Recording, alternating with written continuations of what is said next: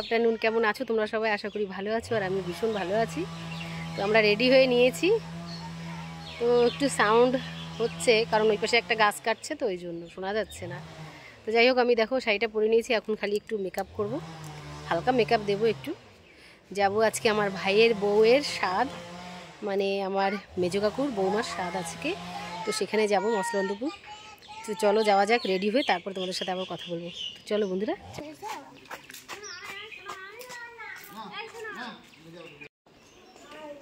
Ready হয়ে গেছি, আমরা এখন যাচ্ছি। এই যে এইভাবে রেডি হয়েছি, আমরা সবাই বেরিয়ে পড়েছি বাড়ি থেকে। এর জন্য দেখো টোটোর জন্য বসে রয়েছি, আর মা, আমি, ছোটো কাকিমা, আমার ভাই, আর আমার ভাইয়ের ছেলে, আর আমার দুষ্টু বাবা, আর আমার কর্তামশাই বসে রয়েছি টোটোর জন্য। তো ফাইনালি টোটো এসে গেছে, চলো উঠে পড়ি। টোটো রিজার্ভ করে নিয়েছি, টোটোতে করে যাচ্ছি সবাই।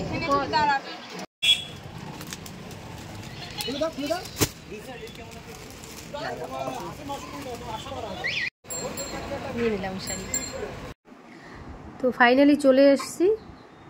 দেখো এইখানে ওকে সাজিয়ে বসিয়েছে, কি সুন্দর লাগছে, একদম বিয়েতে যেরকম সাজিয়েছিল তো সেরকমই লাগছে। আমার তো দেখেই মনে হচ্ছে এটা কোণে বউ বসে রয়েছে। এই যে আমার ভাই, বলেছিলাম না আমরা যাবো সাথে, মনে হচ্ছে নতুন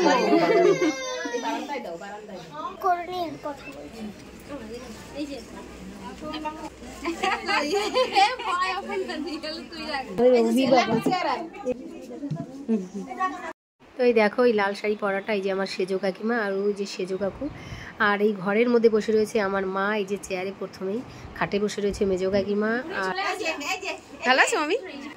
এই যে আমার মামি, ওই যে মামা,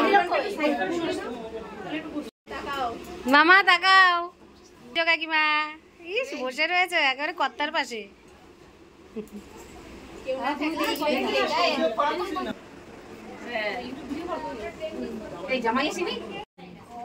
এই যে আমার ভাই, আমার মেজো কাকুর ছেলে, আমরা খেতে বসে গেছি বেশি।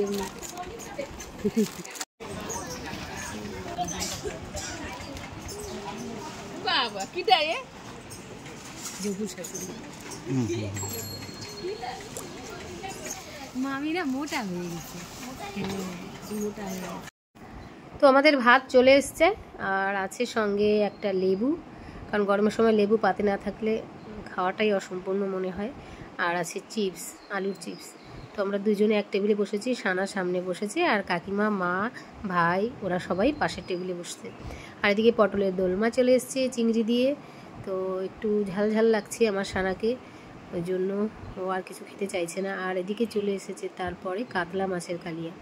তো আমাদের খাওয়া দাওয়া প্রায় কমপ্লিটের দিকে, আর এখন খেয়ে দিয়ে আমি সোনা বাবাকে খাওয়াতে বসবো। তো চলো খেয়ে নিই, আর সোনা বাবাকে তারপরেই খাওয়াবো। এখন আমরা খেয়ে নিচ্ছি।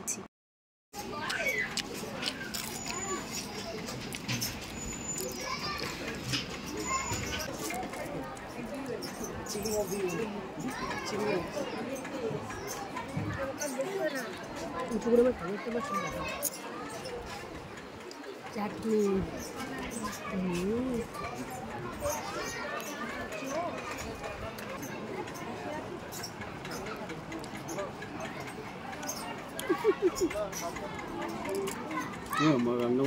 হ্যাঁ ভালো হয়েছে, ভালো হয়েছে।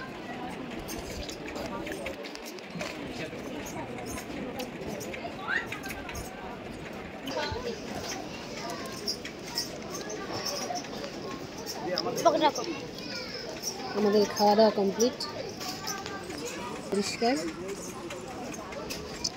এখন সোনা বাবাকে কটা খাওয়াবো, পর আকাশে মেঘ হয়েছে। ফাইনালি গরম জলে হাতটা ধুয়ে ফেলি।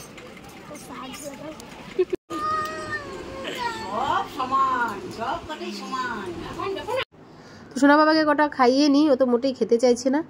চলো আমার ভিডিওটা কন্টিনিউ আর করছি না। কেমন লাগলো আমার ভিডিও তোমরা অবশ্যই কমেন্ট বক্সে জানিও, আর আমার ভিডিও ভালো লাগলে একটা লাইক করে দিও, আর আমার চ্যানেলটি সাবস্ক্রাইব করে অবশ্যই আমার সাথে থেকো। তো চলো আজকের মতন টাটা।